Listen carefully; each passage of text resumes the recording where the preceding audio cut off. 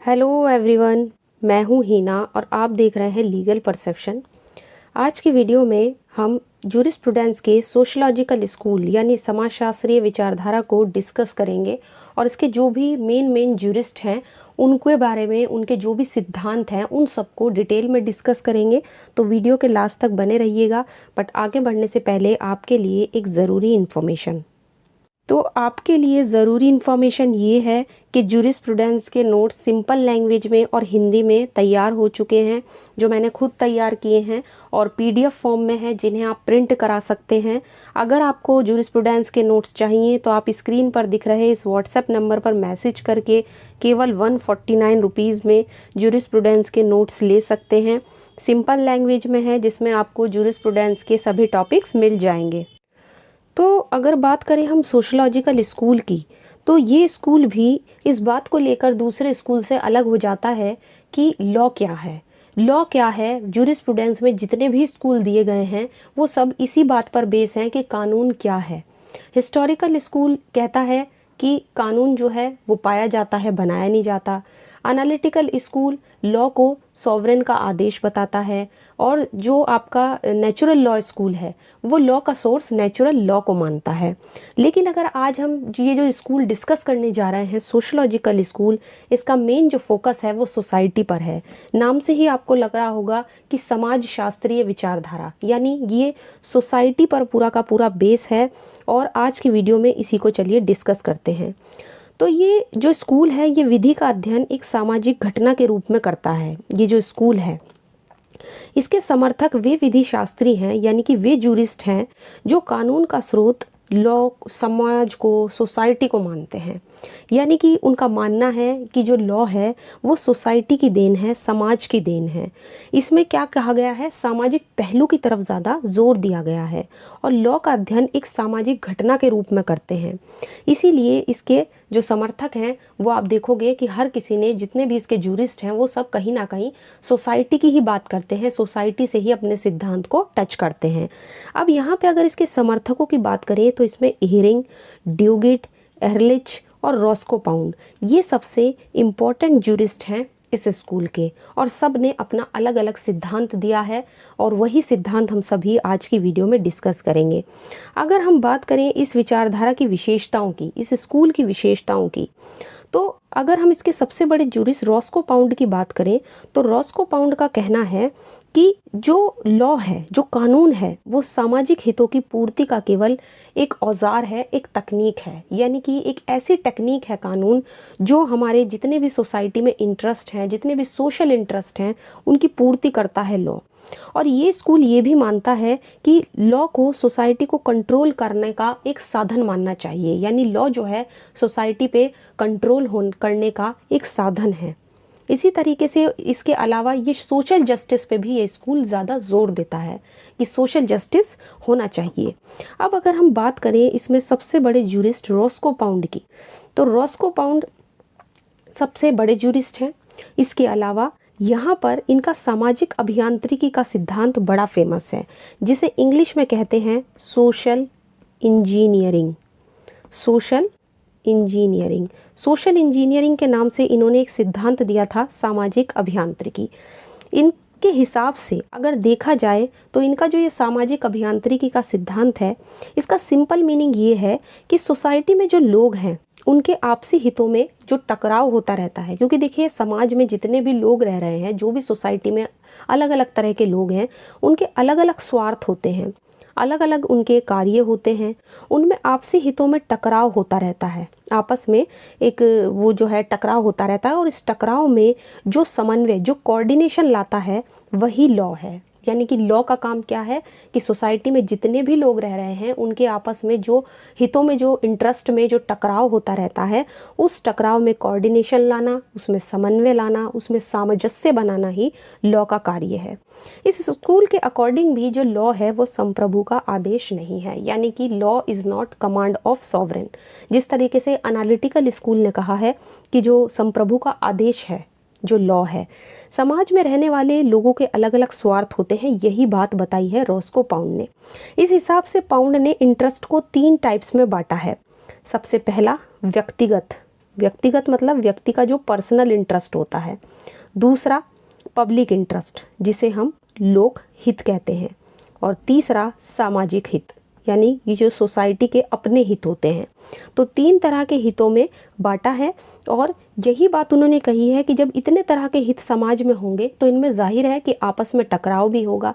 अब इस टकराव में सामंजस्य लाना, उनमें एक तरीके से कोऑर्डिनेशन लाना, उनमें समरसता लाना ही लॉ का कार्य है। तो यही बात इन्होंने यहाँ पर कही है अपने इस सिद्धांत में। इसके अलावा अगर सोशल इंजीनियरिंग के अलावा अगर हम इसके दूसरे जूरिस्ट की बात करें तो दूसरे जूरिस्ट हैं इसमें ड्यूगिट।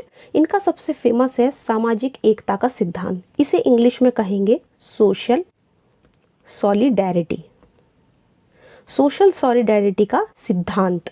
अब ये जो सामाजिक एकता का सिद्धांत है, यहाँ पर भी ड्यूगिट ने सोसाइटी पर ही फोकस किया है। इनका कहना है कि जो मनुष्य है, जो इंसान है, वो एक सामाजिक प्राणी है, एक सोशल क्रिएचर है। मनुष्य एक दूसरों के सहयोग से ही सुखी जीवन जी सकता है। यानी कि सोसाइटी में जब लोग रहते हैं तो उन्हें एक दूसरे के सहयोग की ज़रूरत पड़ती है। समाज में उन्हें कहीं ना कहीं ऐसा होता ही है कि जब उन्हें दूसरे की ज़रूरत पड़े और एक दूसरे पर उनका जो ये परस्पर निर्भरता है, वो जो आपस में एक दूसरे पर निर्भर रहते हैं, इसी को बोला जाता है सामाजिक एकता। और जब वो एक दूसरे पर निर्भर रहेंगे तो इसे क्या कहेंगे? सामाजिक एकता कहेंगे। उनके अकॉर्डिंग लॉ की ड्यूटी है, ये जो स्टेट है, स्टेट ही तो लॉ बनाता है, तो स्टेट की ड्यूटी बनेगी कि वो सामाजिक एकता को बढ़ावा दे, लोगों में समरसता लाए। अगर स्टेट ऐसा नहीं कर पाता है तो फिर व्यक्ति क्या करेंगे? उनकी ड्यूटी है कि वो राज्य के खिलाफ विद्रोह करें। इस तरह से ड्यूगिट ने जो लॉ है उसको स्टेट से ऊपर रखा है, यानी लॉ को वो स्टेट से ऊपर मानते हैं। उनके अकॉर्डिंग अपनी ड्यूटीज़ का लगातार पालन करना ही मनुष्य का एकमात्र अधिकार है। यानी मनुष्य का सबसे बड़ा राइट क्या है कि वो अपनी ड्यूटी को लगातार फॉलो करे। तो समाज में व्यक्तियों को जब एक दूसरे के सहयोग की ज़रूरत पड़ती है, उस सहयोग पर के लिए उन्हें एक दूसरे पर परस्पर निर्भर रहना पड़ता है और इस निर्भरता के कारण ही लॉ बनाए जाते हैं। तो ऐसा कहना है इनके सिद्धांत का। ये सामाजिक एकता के सिद्धांत की बात करते हैं। ड्यूगिट के अलावा अगर अगले जो हम जूरिस्ट की बात करें तो इम्पॉर्टेंट जूरिस्ट है इहरिंग। इहरिंग जो है ये बहुत ही मतलब इनका जो सिद्धांत है, ये सिद्धांत है इनका सामाजिक उपयोगिता का सिद्धांत, जिसे बोला जाता है सोशल यूटिलिटी। सोशल यूटिलिटी का जो इनका प्रिंसिपल है ये भी सोसाइटी से ही डील करता है। अगर हम इहरिंग की बात करें तो इन्हें हम आधुनिक समाजशास्त्रीय विधि शास्त्र का पिता भी कहते हैं। यानी कि आज के टाइम में जो आधुनिक जो मॉडर्न आपका सोशोलॉजिकल जूरिस्प्रूडेंस है उनका इनको फादर कहा जाता है। इनके अकॉर्डिंग लॉ का जो उद्देश्य है वो सामाजिक हितों की सुरक्षा करना है। यानी कि समाज में लोगों के अलग अलग इंटरेस्ट होते हैं, उन इंटरेस्ट को सिक्योर करना, उनको प्रोटेक्शन देना ही लॉ का उद्देश्य है, उसका पर्पस है। और उनको आगे बढ़ाना भी लॉ का ही कार्य है। इनका कहना है कि समाज में व्यक्तिगत और सामाजिक हितों में परस्पर समन्वय लाना। देखिए ये भी कोऑर्डिनेशन की बात कर रहे हैं, ये भी हार्मनी की बात कर रहे हैं कि समन्वय लाओ, उनमें समरसता लाओ, जितने भी हित हैं सोसाइटी में, ये सब करना ही कानून का मुख्य कार्य है। यानी कि लॉ का कार्य क्या है कि जितने भी लोगों के इंटरेस्ट हैं, चाहे वो उनके पर्सनल इंटरेस्ट हो, चाहे उनके वो सोशल इंटरेस्ट हो, तो उनमें आपस में समरसता लाना, उनमें एक तरीके से सहयोग बनाकर रखना, यही हमारे लॉ का कार्य है। और सोसाइटी में आप देख सकते हैं व्यक्तिगत हित भी होते हैं, सामाजिक हित भी होते हैं। इसलिए कानून का सबसे बड़ा कार्य यही है कि इन दोनों में कोऑर्डिनेशन, इन दोनों में समरसता लाई जाए। इहरिंग के सिद्धांत के बारे में आपको ध्यान रखना है कि ये सामाजिक उपयोगिता का सिद्धांत इसको कहा जाता है। नेक्स्ट इंपॉर्टेंट जूरिस्ट की अगर बात करें तो ये है एहरलिख। एहरलिख ने दिया जीवित कानून का सिद्धांत, यानी living laws, theory of living laws. ये लिविंग लॉज की बात करते हैं एहरलिख। अगर हम एहरलिख की बात करें तो ये भी जो जीवित कानून, जिस कानून की ये बात करते हैं, इनका कहना है कि सोसाइटी जो है वो लॉ का मेन सोर्स है। इनके हिसाब से जो समाज है वही कानून का मेन सोर्स है। इसका मतलब है कि सोसाइटी में जितने भी लोग होते हैं वो आपस में जो भी रिलेशन करते हैं, जो भी रिलेशन बनाते हैं, वो सभी कानून से प्रभावित होते हैं।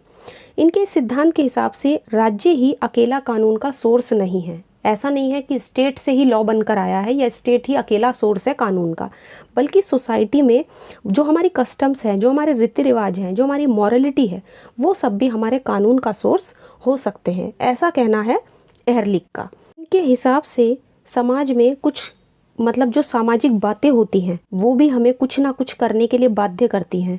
केवल कानूनी नियम ही हमें कुछ करने या ना करने के लिए बाध्य नहीं करते।